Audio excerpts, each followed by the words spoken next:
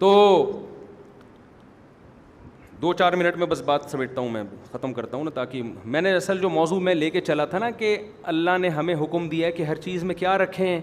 اعتدال. تو اعتدال میں پیسے خرچ کرنے میں اعتدال، میں انشاءاللہ اس ٹاپک کو اگلے ہفتے دوبارہ لے کے چلوں گا. تو اب جب بات ریلیشن کی آئی ہے تو اس میں بھی ایک بات سمجھ لیں کہ ریلیشن جوڑنے میں بھی شریعت نے بہت ترغیب دی، مگر اس میں بھی اعتدال سے ہٹنے کی اجازت بولو نہیں. اعتدال سے کیسے ہٹیں گے؟ آپ نے اتنا خرچ کرنا شروع کر دیا کہ کل خود دوسروں سے آپ بھیک بولو مانگ رہے ہیں. آپ کہہ سکتے ہیں کہ اللہ نے جب خود وعدہ کیا ہے جتنا دو گے میں لوٹاؤں گا، تو اس کی نوبت کیوں آتی ہے کہ ہم اتنا خرچ کر رہے ہیں کل دوسروں سے بھیک مانگ رہے ہیں؟ اس کا مطلب اللہ واپس نہیں کرتا. تو دیکھو اللہ واپس کرے گا، بڑھا کے دے گا، لیکن کب دے گا، کیسے دے گا، یہ کس پر ہے؟ اللہ پر ہے. ایسا نہیں ہوگا ادھر 50 روپے دیے، دوسری جیب میں ہاتھ ڈالا تو 100 روپے نکلے آپ کی جیب سے. ایسے ہونا شروع ہو جائے تو سب لوگ اسی کو بزنس بنا لیں گے.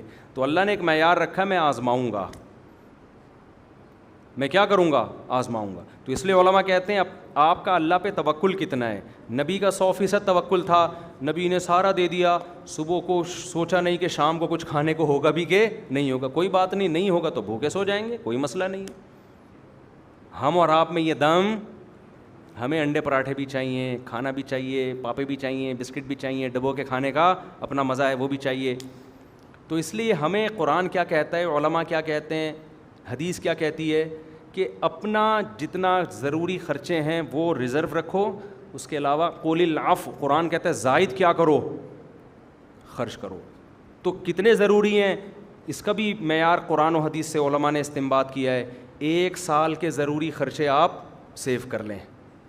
سمجھ میں آ رہی ہے بات؟ آپ کا منتھلی خرچہ 1 لاکھ روپے کا ہے، فرض کرو. گھر کی کیلکولیشن کی اپلیکیشن آ رہی ہیں آج کل، آپ ڈاؤن لوڈ کر لیں. بعض لوگ کرتے ہیں حساب لکھنا نہیں چاہیے، اس سے بے برکتی ہوتی ہے. یہ بالکل غلط ہے. حساب لکھنا چاہیے، قرآن نے لکھنے کا حکم دیا. آج کل موبائل میں کھاتے بک کے نام سے اور اس طرح کی بہت ساری اپلیکیشن آ رہی ہیں. آپ میرڈ ہیں تو آپ ایک اپلیکیشن بنا لیں. میرے تینوں گھروں کی اپلیکیشن بنی ہوئی ہے. حقیقت ہے کہ بھائی یہ جو بھی آ رہا ہوتا ہے نا، دودھ آیا ٹھک کر کے اس میں ڈال دیا، تو مجھے اندازہ ہوتا ہے کہ اس مہینے ہم نے اتنا دودھ.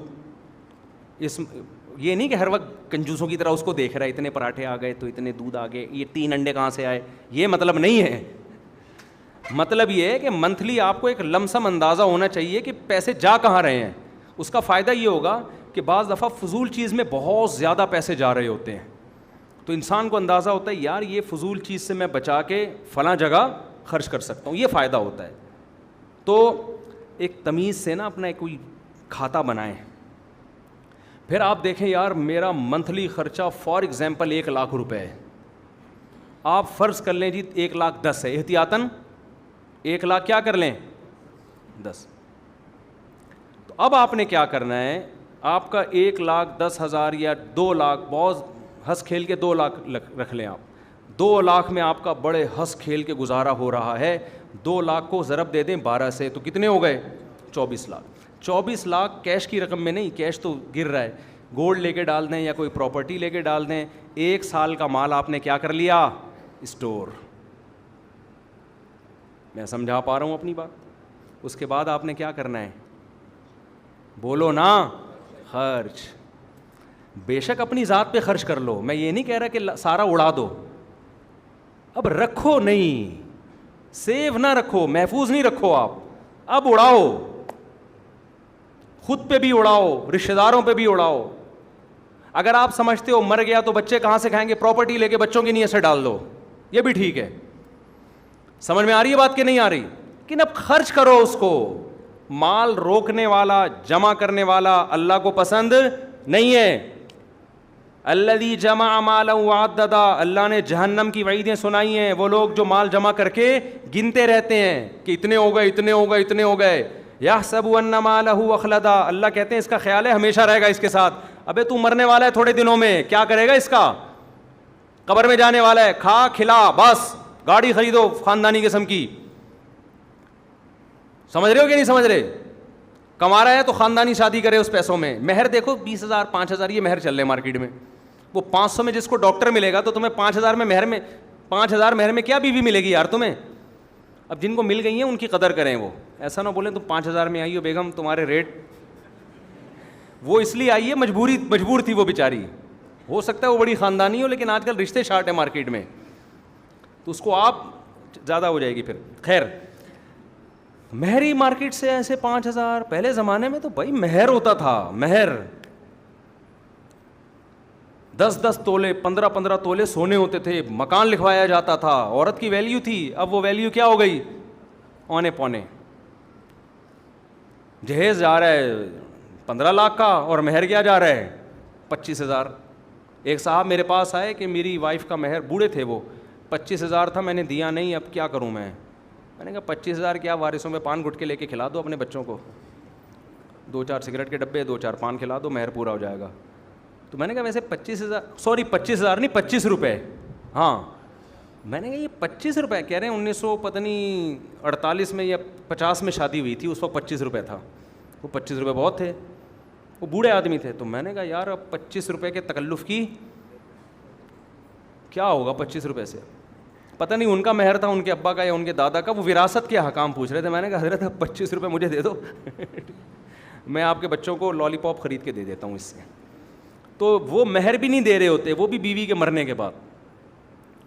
تو میرے بھائی رشتوں کو نبھانا اللہ کا حکم, تو اس میں اعتدال کیا ہے کہ اڑاؤ پیسہ, خرچ کرو, 1 سال کا کیا کر لو, اسٹور کر لو, تاکہ دل بھی وہ نہ ہو نا, پریشان نہ ہو, سکون ہو. اس سے زیادہ تو خرچ کرو, اس سے زیادہ بھی خرچ نہیں کر رہے.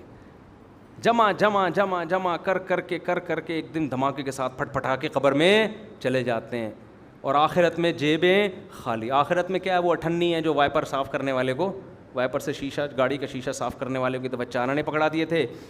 ایک دفعہ وہ ایک بھیکارن آئی تھی تو اس کو پرانی سوکھی باسی روٹی پڑی ہوئی تھی, 3 ڈبے والے کو نہیں دی, حالانکہ وہ 2 روپے میں خرید رہا تھا, لیکن سخاوت کے حاتم طائی کی قبر پہ لات مار دی, اور وہ کباڑ والے کو دینے کے بجائے اس غریب کو دے دی. تو قبر میں یہ چیزیں نکل کے آئیں گی, کچھ بھوسی ٹکڑے ہوں گے, ٹھیک ہے اللہ اس کی بھی قدر کرتا ہے, لیکن آپ کے گناہ ان بھوسی ٹکڑوں سے بہت زیادہ وزنی ہیں. تو اتنا صدقہ کرو جتنے اپنے گناہ کو کیا کرنا ہے, معاف کرانا ہے. جیسے حرکتیں ہیں اس حساب سے آگے صدقہ ہونا چاہیے. اللہ ہمیں رشتوں کو نبھانے کی توفیق عطا فرمائے. سبحانک اللہم و بحمدک نشہد ان لا الہ الا انت نستغفرک و نتوب